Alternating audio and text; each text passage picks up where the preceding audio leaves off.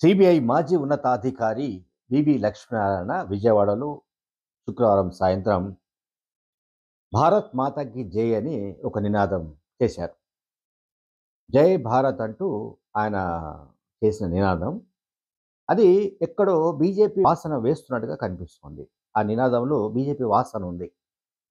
సరే, ఆయన పార్టీని అనౌన్స్ చేశాడు. జై భారత్ నేషనల్ పార్టీ అనే ఒక పార్టీని స్థాపిస్తున్నట్టు ప్రకటించారు. అయితే ఆయన ప్రసంగం చివరిలో భారత్ మాతాకి జై అని కూడా అన్నారు. ఈ భారత్ మాతాకి జై అనే నినాదాన్ని సాధారణంగా భారతీయ జనతా పార్టీ నాయకులే అంటుంటారు. నేను అదే చెప్తున్నాను. జై భారత్ నేషనల్ పార్టీ అని స్థాపించిన వివి లక్ష్మణ వెనుక బీజేపీ ఉందని నేను చెప్పడం లేదు. కానీ ఆయన మూడు పార్టీలను తన ప్రసంగంలో ఉతికి ఆరేయడానికి ప్రయత్నించారు. 3 పార్టీలు ఉతికేశారు. Telugu Desam, Janasena and YCP. ఈ 3 పార్టీలను కూడా చాలా కేటగరికల్‌గా ఆయన పెద్ద ఎత్తున ఆ పార్టీలపైన విరుచుకుపడ్డారు. ప్రత్యేక హోదా రాకుండా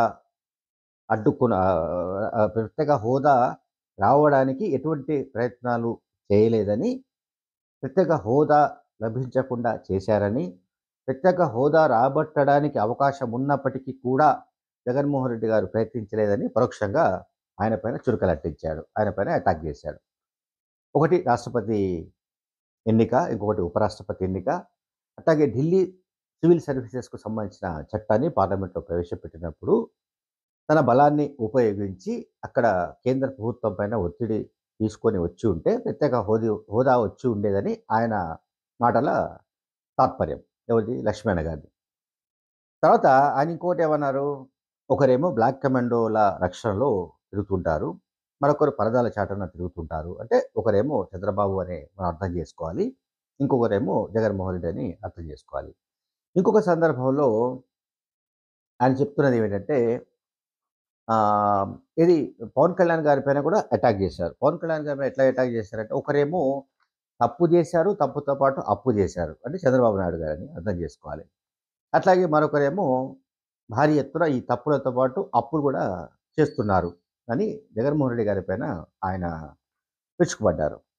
ఇక పవన్ కళ్యాణ్ గురించి పరోక్షంగా చెబుతూ తప్పు చేసి అప్పులు చేసిన వాళ్ళ పంచన ఇంకొక నాయకుడు చేరినట్టుగా ఆయన పవన్ కళ్యాణ్‌ని కూడా ఆడుకున్నాడు. అంటే పవన్ కళ్యాణ్‌ని కూడా ఆయన తన అటాక్స్‌లో ఉపయోగించాడు. ఆయన పవన్ కళ్యాణ్ గారిని కూడా విడవలేదు.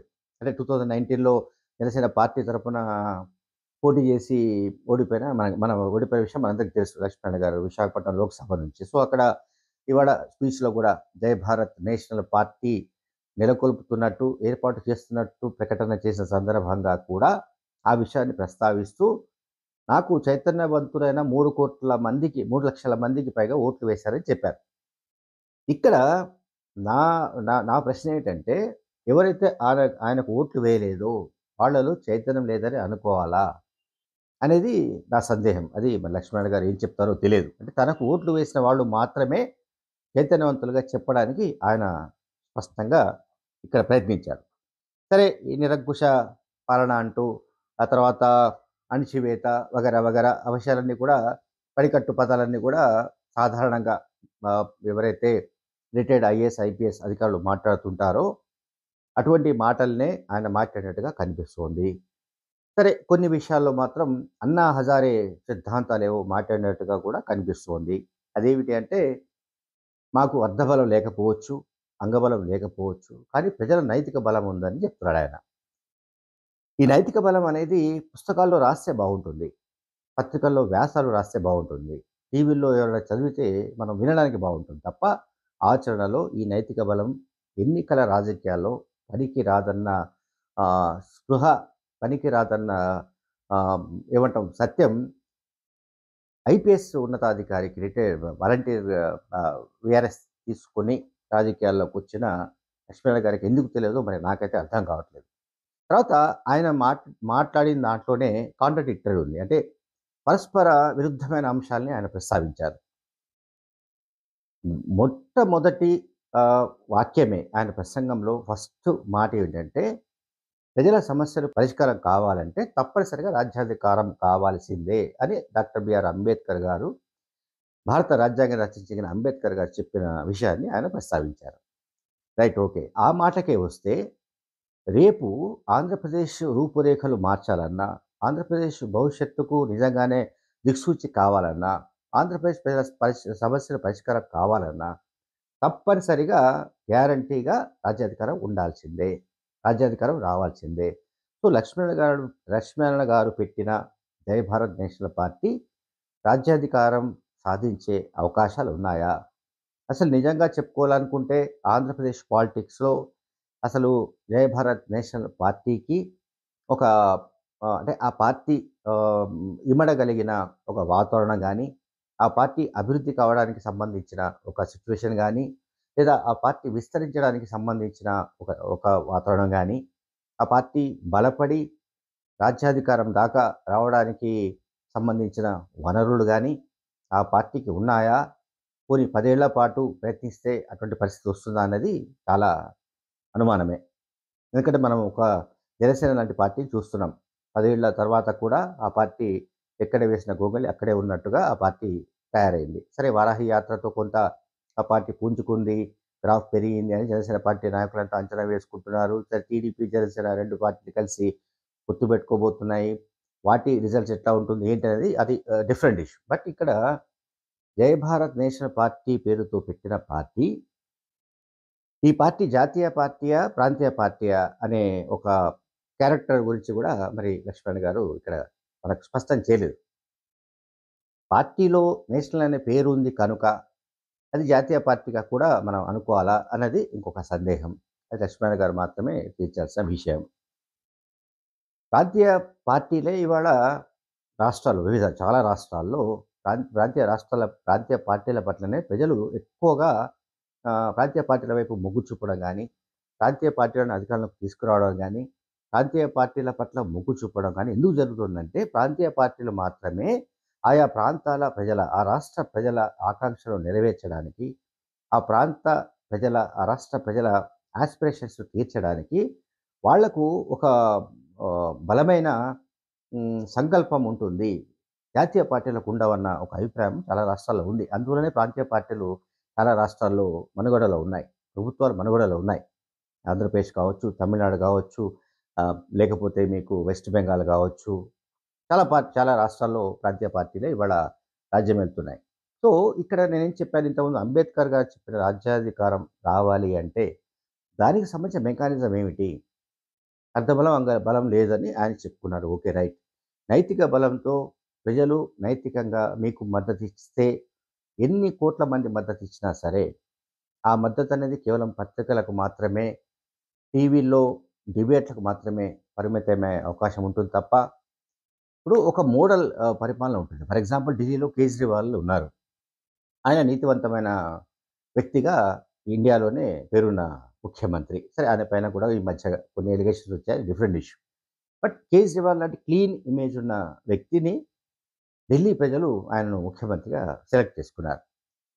ఇక్కడ ఆంధ్రప్రదేశ్ పాలిటిక్స్ వస్తే జగన్‌ను కాదని, అట్లాగే చంద్రబాబు నాయుడుని కాదని, పవన్ కళ్యాణ్ కాదని, లక్ష్మీనారాయణ గారికి రాజ్యాధికారం కట్టబెట్టే పరిస్థితులు ఈ ఎన్నికల్లో వచ్చే అవకాశం ఉందా? లేక వచ్చే ఎన్నికల్లో అంటే 2034 ఎన్నికల్లో వచ్చే అవకాశం ఉందా? లేక ఆ తర్వాత ఇంకా నెక్స్ట్ ఎలక్షన్స్‌లో వచ్చే అవకాశం ఉందా అనేది మనకు తెలియదు. తర్వాత లక్ష్మీనారాయణ గారు ఇంకొక మాట కూడా చెప్పారు. ఇది పెట్టిన పార్టీ కాదు, పుట్టిన పార్టీ. ప్రజల నుంచి పుట్టిన పార్టీ. అంటే ప్రజల ఆకాంక్షల నుంచి పుట్టిన పార్టీ అని కూడా ఆయన చెప్తున్నారు. నాకు డౌట్ ఏంటంటే, అంటే జవాబు లేని ప్రశ్న ఏంటంటే, ఏ వర్గాల ప్రజలు లక్ష్మీనారాయణ పైన ఒక బాధ్యతను పెట్టారు. మీరు పార్టీ పెట్టాల్సిందే. మీరు పార్టీ పెట్టకపోతే ఇంకా మేము మునిగిపోతాము. ఈ రాష్ట్రం ఉండదు. ఈ రాష్ట్రంలో మేము చాలా కష్టంగా బతుకుతున్నాము. మాకు బతికే పరిస్థితి లేదు. మీరు ఒక రాజకీయ పార్టీ పెట్టాల్సిందే. ఆ రాజకీయ పార్టీ అధికారంలోకి రావాల్సిందే. అప్పుడే మాకు స్వేచ్ఛా స్వాతంత్రాలు ఉంటాయని ఎవరైనా చెప్పారా? ఆయనపై ఒత్తిడి తీసుకొచ్చారా? ఆ మేరకు అంటే మనం మామూలుగా చెప్తుంటాం, సిట్యుయేషన్ డిమాండ్ చేసిందంటాం. నిజంగా సిట్యుయేషన్ డిమాండ్ చేసిందా అనేది చూడాలి. పెట్టిన పార్టీ, పుట్టిన పార్టీ ఈ రెండిటికి మధ్య తేడా ఏమిటో మనకు తెలియదు. పెట్టినా, పుట్టినా దాదాపుగా సమాన అర్థమే వస్తుంది. ఇప్పుడు ఎన్టీ రామారావు గారు పార్టీ పెట్టారు. తెలుగుదేశం పార్టీ అని 1983 ఆ ప్రాంతాల్లో.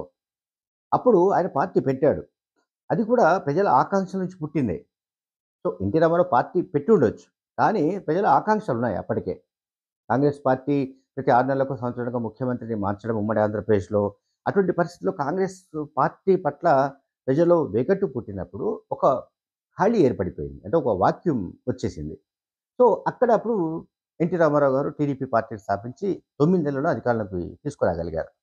అక్కడి నుంచి మనం సీన్ కట్ చేస్తే మళ్ళీ ప్రాంతీయ పార్టీగా ఉప ప్రాంతీయ పార్టీ అనుకుందాం. ఉమ్మడి ఆంధ్రప్రదేశ్‌లో. తెలంగాణ రాష్ట్ర సమితి. సో, కేసీఆర్ పార్టీ పెట్టినప్పుడు కూడా ప్రత్యేక తెలంగాణ ఆకాంక్ష చాలా బలంగా తెలంగాణ ప్రజల్లో ఉంది. కనుక దాన్ని ఆలంబనగా చేసుకొని ఆయన పార్టీని స్థాపించారు. ఆ పార్టీ ప్రజల నుంచి పుట్టిందే. కానీ ఆయన పెట్టారు. టీఆర్ఎస్ అని పెట్టారు. అట్లాగే జగన్‌కు సంబంధించిన విషయం కూడా మనం ఒకసారి మాట్లాడుకుంటే, కాంగ్రెస్ పార్టీ పైన ఆయన తిరుగుబాటు చేసి బయటకొచ్చేసి, ఆయన ఒక పార్టీ పెట్టవలసిన పరిస్థితి వచ్చినప్పుడు ఆయన పార్టీ పెట్టాడు. అది కూడా మరి దివంగత వైఎస్ రాజశేఖర రెడ్డి అభిమానులు లేకపోతే ఆయన నమ్ముకున్న వాళ్ళు చాలామంది ప్రజల ఆకాంక్షల నుంచే ఆ పార్టీ పుట్టిందని నేను అనుకుంటున్నా. మరి పెట్టిన పార్టీ కాదు. ఇది ప్రజల ఆకాంక్షల నుంచి పుట్టింది. ప్రజల తరపున పనిచేస్తుంది.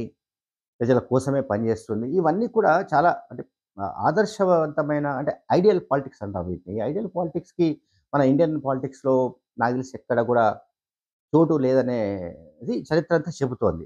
లక్ష్మీనారాయణ గారికున్న ధైర్యం ఏమిటో, మరి ఏ రకంగా ఆయన ఈ పార్టీని ముందుకు తీసుకెళ్లాలనుకుంటున్నారో, ఆయన వెనుక ఏ ఏ ఫోర్సెస్ పనిచేసే అవకాశం ఉందో మనకు తెలీదు. ఎందుకంటే నేను ముందే చెప్తున్నాను. ఆంధ్రప్రదేశ్ పాలిటిక్స్‌లో వాక్యూమ్ లేదు. వాక్యూమ్ సృష్టించుకొని ఆయన ఒక పార్టీని స్థాపించినా కూడా, సరే ఆయన చెప్పినట్టుగా ఇది ప్రజల ఆకాంక్షల నుంచే పుట్టిన పార్టీ అయినప్పటికీ కూడా వీరు వైసీపీకి, జనసేన పార్టీకి, తెలుగుదేశం పార్టీకి ఈ పార్టీలు కాకుండా ఒక ప్రత్యామ్నాయ పార్టీగా ఎదగాలి. ఎదగవలసి ఉంటుంది. ప్రత్యామ్నాయ రాజకీయ శక్తిగా అవతరించడానికి ఎంత కాలం పడుతుంది? ఎంత సమయం పడుతుందన్నది కూడా ఆహ్, చాలా క్రిటికల్ ఇష్యూ. అంత ఈజీగా చెప్పడానికి మనకేమి లేదు. ఇప్పుడు ఆహ్, ఆంధ్రప్రదేశ్‌లో ప్రజలకు సెక్యూరిటీ లేదనే విషయం కూడా ఆయన మాట్లాడాడు. సురక్షితమైన వ్యవస్థ ఉండాలి. అటువంటి దాని గురించి చేస్తామని చెప్పాడు. గుజరాత్ కంటే దీన్ని అధిగమించాలని చూశాడు. సో, ప్రధానంగా నిరుద్యోగం గురించి ఆయన బాగా స్ట్రెస్ చేశారు. అంటే నిరుద్యోగము, యువత ఈ 2 అంశాలను ఆయన ప్రత్యేకంగా ప్రస్తావిస్తూ జయభారత్ పార్టీ నిరుద్యోగుల ఆకాంక్షలు తీరుస్తుంది. జయభారత్ పార్టీ ఉపాధి అవకాశాలను పెంచుతుంది. వలసలను నివారిస్తుంది. నిరుద్యోగ యువత బెంగుళూరుకు, హైదరాబాద్‌కు పోకుండా ఇక్కడే ఉండేటట్టుగా గ్రామీణ ప్రాంతాల్లోనే వ్యవసాయ ఆధారిత పరిశ్రమలు నెలకొల్పుతుంది. ఇవన్నీ కూడా చెప్పారు. ఇవన్నీ బాగానే ఉన్నాయి. ఐడియల్ పాలిటిక్స్ ఇవన్నీ కూడా ఆయన చెప్పిన వాటన్నిటికి దేన్ని మనం కాదనడానికి లేదు. సమస్య అంతా ఎక్కడంటే మళ్ళీ అంబేద్కర్ దగ్గరికొచ్చి ఆగుతుందది. బిఆర్ అంబేద్కర్ గారు చెప్పింది, అట్లాగే లక్ష్మీనారాయణ గారు ఈ పార్టీ ప్రకటన సందర్భంగా చెప్పిందనే నేను మళ్ళీ చెప్తున్నాను. రాజ్యాధికారం రాకపోతే ప్రజల సమస్యని పరిష్కరించడానికి సంబంధించిన ఒక అధికారం అనేది ఉండదు.